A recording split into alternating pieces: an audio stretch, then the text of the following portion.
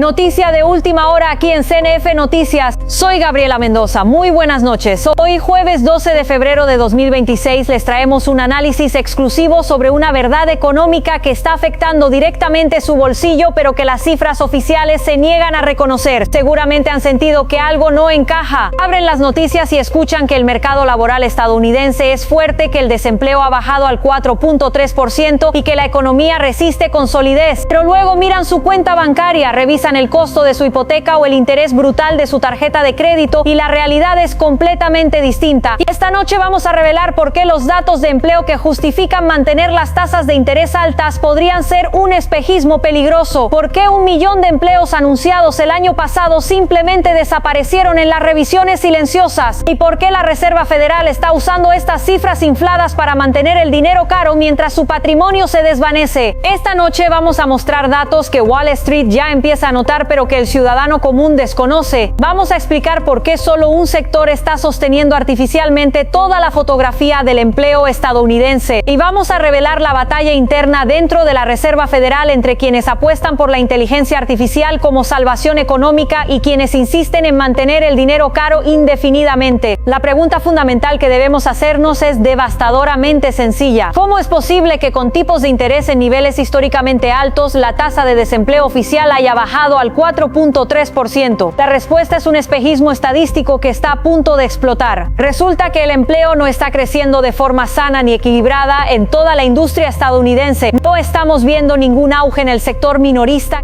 que emplea a millones, ni en las oficinas corporativas, ni siquiera en las grandes tecnológicas que históricamente han sido motor de contratación. De hecho, en esos sectores la contratación se ha estancado por completo o está en retroceso activo. El verdadero motor, el único que está sosteniendo artificialmente toda la fotografía laboral que justifica las políticas de la Reserva Federal, es exclusivamente el sector sanitario. Solo en el último mes reportado, la demanda de trabajadores de la salud superó absolutamente todos los demás sectores combinados con 133,000 nuevos empleos. Esto crea un problema sistémico gravísimo que pocos economistas están dispuestos a reconocer públicamente. Si el crecimiento económico no está distribuido equilibradamente, la economía completa es estructuralmente frágil. Pero lo más alarmante no es solo esa concentración peligrosa en un único sector, sino la confiabilidad real de los datos que el gobierno está usando para tomar decisiones que afectan su vida. Históricamente hemos visto cómo las cifras iniciales de empleo que lanza el Departamento de Trabajo suelen estar sistemáticamente infladas para luego ser corregidas en revisiones silenciosas meses después, cuando nadie está prestando atención. El año pasado las cifras reales terminaron siendo un 70% menores de lo que se anunció inicialmente con bombos y platillos. 1 millón de puestos de trabajo que simplemente desaparecieron en las revisiones técnicas.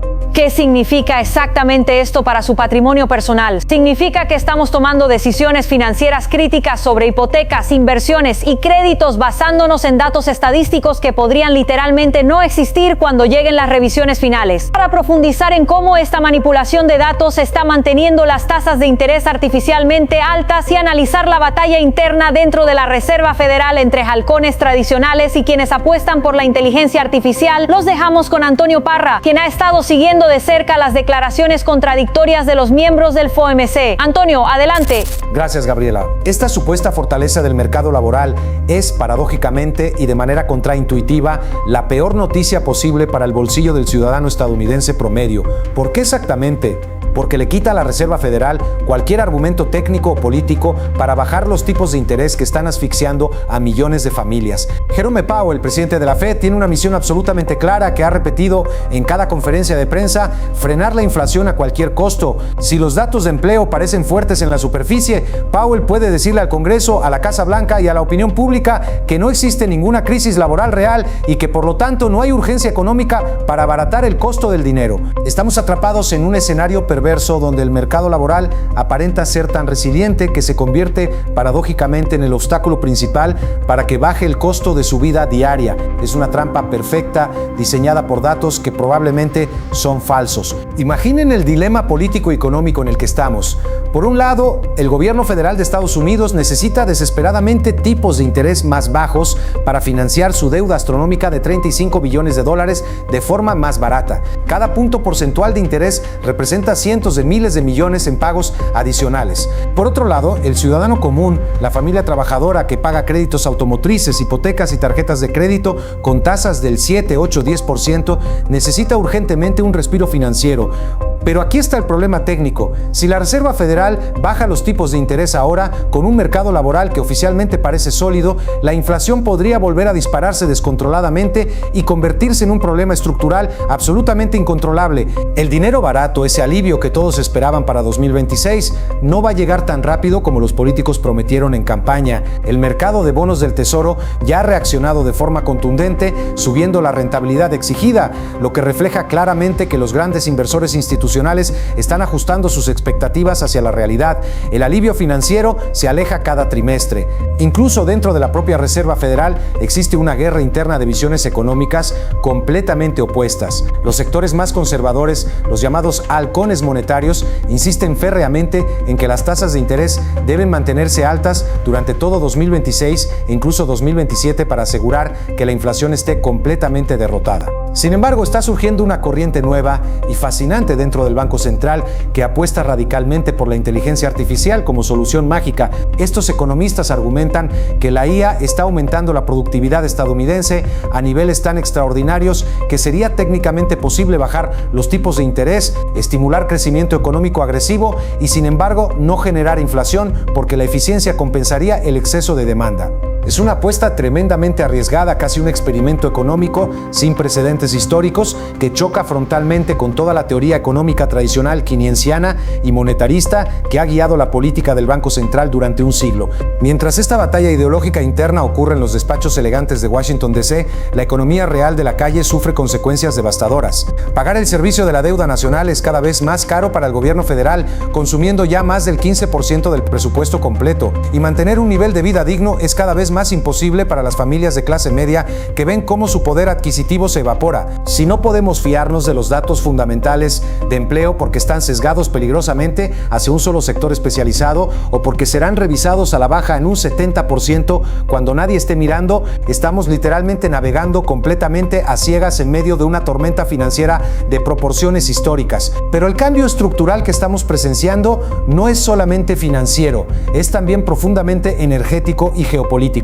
Hemos pasado de una narrativa dominante de economía verde absolutamente obsesiva a una realidad donde el carbón vuelve a ser fundamental para la supervivencia industrial. Se han anunciado cambios de postura brutales donde se están firmando acuerdos masivos para adquisición de energía basada en carbón, buscando desesperadamente una red eléctrica más fiable y resiliente que pueda sostener la demanda creciente de centros de datos de inteligencia artificial. Incluso en Europa, bastión histórico del ambientalismo, esta opción está volviendo a ponerse sobre la mesa de negociación. La utopía energética verde está chocando violentamente con la necesidad inmediata de tener energía barata, confiable y constante para sostener lo que queda de base industrial en Occidente. La realidad ha vencido a la ideología.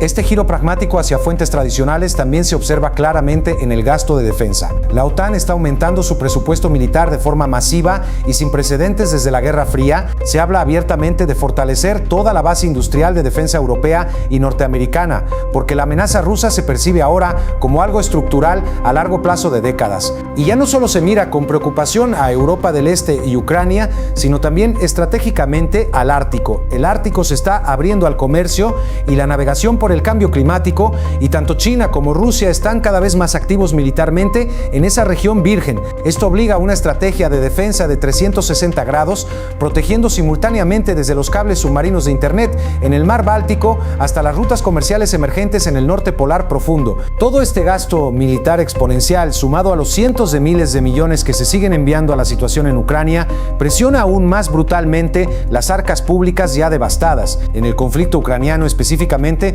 estamos llegando a un punto absolutamente crítico de agotamiento mutuo. Se lanzan literalmente cientos de drones suicidas y misiles balísticos cada noche entre ambos bandos y la solución militar pura parece alejarse cada día más.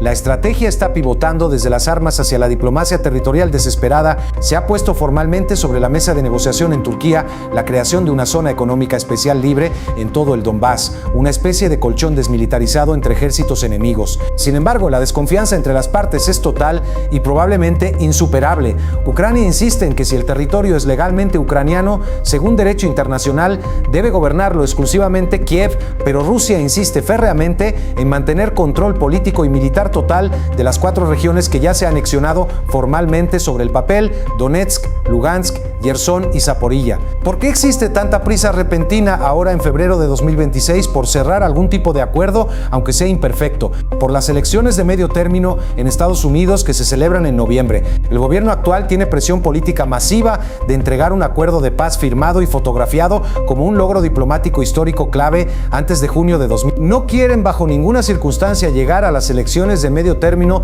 sin haber cerrado exitosamente este frente bélico que está consumiendo recursos y atención. La estrategia diplomática actual es intentar que todos los documentos complejos, desde el alto el fuego verificable hasta los límites territoriales definitivos y los acuerdos económicos de reconstrucción, se firmen de manera completamente simultánea para presentar al electorado estadounidense una victoria diplomática completa y cerrada. En resumen, claro, estamos viviendo una época histórica de grandes transformaciones estructurales y verdades oficiales a medias. Un empleo que solo crece artificialmente en el sector salud para inflar las estadísticas políticas. Una Reserva Federal que no bajará los tipos de interés mientras esos datos manipulados sigan pareciendo aceptables en superficie. Un retorno pragmático al carbón y combustibles fósiles por pura necesidad de supervivencia industrial. Y una carrera diplomática contrarreloj impulsada exclusivamente por intereses electorales domésticos, no por genuina búsqueda de paz. La economía global no está en pausa esperando mejores tiempos,